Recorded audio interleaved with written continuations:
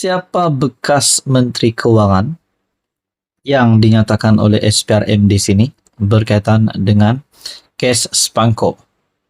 Satu artikel daripada Malaysia Kini, kes Spangko, SPRM ambil keterangan bekas Menteri Keuangan. Siapakah dia bekas Menteri Keuangan ini? Adakah sekali lagi nama Tun Daim Zainuddin?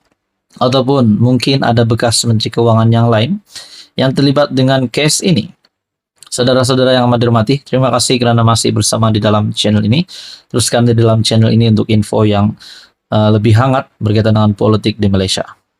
Berita sepenuhnya daripada artikel Malaysia Kini, SPRM telah mengambil keterangan seorang bekas Menteri Keuangan bagi membantu siasatan dakwaan rasuah bagi projek fleet kenderaan kerajaan Malaysia yang bernilai RM4.5 bilion. Ketua Pesuruhjaya SPRM Tan Sri Azam Baki berkata, bekas Menteri Keuangan itu dipanggil bagi menjelaskan penganugerahan kontrak membekal dan menguruskan kenderaan kerajaan kepada Spangko Sendirian Berhad, sebuah syarikat tunggal yang memegang konsesi membekal dan menyelenggara kenderaan kerajaan. Kami akan panggil sesiapa sahaja termasuk bekas Perdana Menteri dan bekas menteri yang terbabit dalam kuasa meluluskan projek berkenaan. Sekali lagi, menjadi tanda tanya siapakah bekas Perdana Menteri itu dan siapa bekas Menteri Keuangan itu.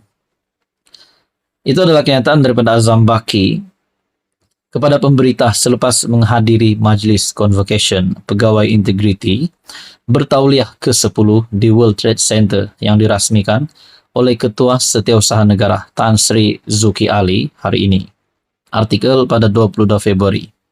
Seterusnya, Azam berkata bekas Menteri Keuangan yang dipanggil oleh SPRM itu telah berkhidmat dengan pentadbiran kerajaan pada 2020 sehingga 2021.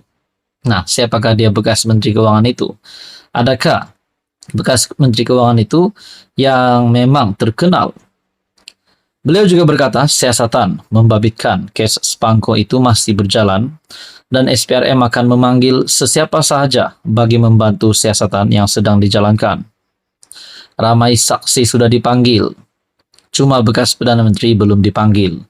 Saya serahkan kepada pegawai penyiasat bila sekiranya ada keperluan untuk panggil beliau, yaitu bekas Perdana Menteri, katanya.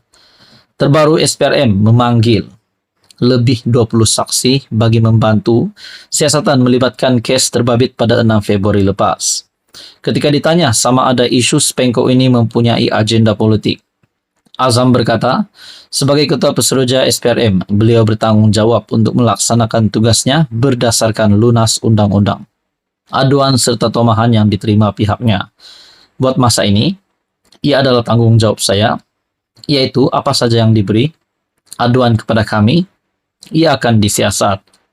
Pada Januari lepas, media melaporkan SPRM akan menyiasat penglibatan individu tertentu dalam kerajaan berhubung dakwaan rasuah perolehan membekal dan mengurus fleet kenderaan kerajaan Malaysia. Persoalan yang utama, siapakah bekas Perdana Menteri itu dan juga bekas Menteri Keuangan. Kalau benar, siapapun juga pihak yang bersalah di dalam hal ini, pasti pengajarannya perlu dikenakan. Mungkinkah mereka akan ditangkap masuk penjara? Mungkinkah ini adalah salah satu jerung besar yang dicari oleh Anwar? Apa komen Anda? Sekian saja. Teruskan bersama di dalam channel ini. Jangan lupa tekan butang like, share, dan juga subscribe. Halo semua, salam sejahtera Malaysia. Tuan-tuan dan puan-puan yang amat dihormati, terima kasih kerana masih bersama di dalam channel Fels Lifestyle. Terima kasih kerana masih setia. Bagi Anda yang baru di dalam channel ini, Anda boleh mendapatkan maklumat-maklumat terkini daripada channel ini berkaitan dengan isu-isu hangat politik di Malaysia pada hari ini. Nah, saudara-saudara, bercakap tentang isu Pulau Batu Putih. Sebelum ini, Puak Zarkashi dalam satu kenyataan daripada Malaysia Kini menyatakan Dr. Mahathir ataupun Tun Mahathir ini mencari alasan. Mencari alasan sedar dosa hilang wilayah tak boleh dimaaf, kata Puak Zarkashi. Nah, saudara-saudara, ini berkaitan dengan Pulau Batu Putih RCI Pulau Batu Putih, di mana sebelum ini isu ini melibatkan nama Tun Mahathir.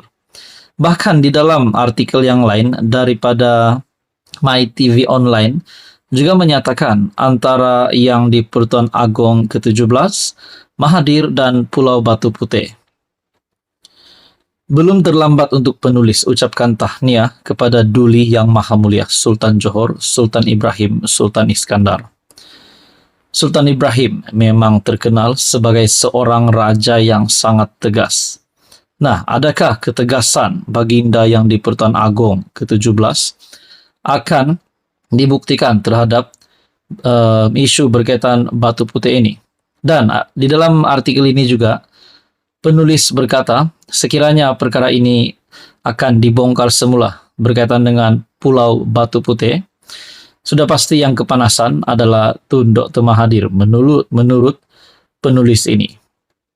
Di kalangan 34 juta rakyat Malaysia, sudah pastilah Dr. Mahathir yang akan kepanasan apabila isu tersebut disiasat semula.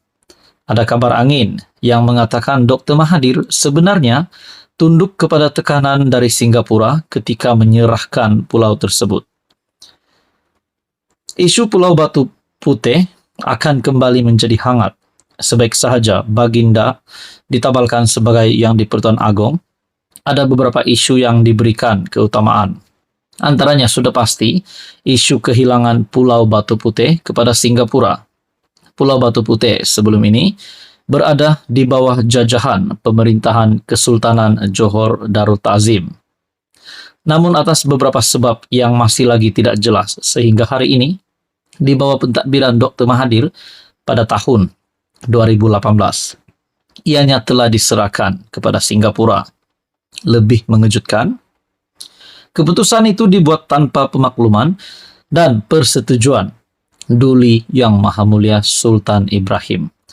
Memang benar, Pulau Batu Putih hanyalah sebuah pulau batu karang yang tidak mempunyai apa-apa hasil bumi. Tetapi dengan penyerahan pulau tersebut kepada Singapura, Johor dan Malaysia secara otomatik kehilangan 5 km kawasan maritim di sekitar pulau tersebut. Nah, saudara-saudara, kalau benar isu Pulau Batu Putih ini, Mahathir yang bersalah, adakah Mahathir akan ditangkap? Adakah di bawah pemerintahan yang di Pertuan Agong ke-17 akan memberikan hukuman kepada Tun Dr. Mahathir? Itu menjadi persoalannya, saudara-saudara. Kita berbalik kepada kenyataan Puat Zarkashi, Dr. Mahathir cari alasan, sedar dosa hilang wilayah tak boleh dimaaf. Pemimpin UMNO percaya Dr. Mahathir sedang mencari alasan untuk menolak RCI, Suruhanjaya Siasatan Dirajah Pulau Batu Putih, kerana sedar dosa kehilangan wilayah amat besar dan tidak boleh dimaafkan. MKT UMNO Muhammad Puat Zarkashi berkata, bantahan Peguam Mahathir terhadap pelantikan Madraus Sharif sebagai pengerusi RCI umpama takut kepada bayang-bayang sendiri. Sebab itu bantahan Tun M tidak perlu dilayan. Rakyat mahu tahu kenapa Tun M batal rayuan semakan keputusan Pulau Batu Putih. Ia amat misteri. Nah, saudara-saudara, apa komen Anda berkaitan dengan isu ini? Ini pasti satu kejutan untuk Tun Mahathir dan kroninya. Sekian saja untuk kali ini. Teruskan bersama di dalam channel ini. Untuk info yang seterusnya, mohon bantu channel ini dengan menekan butang like, share, dan juga subscribe.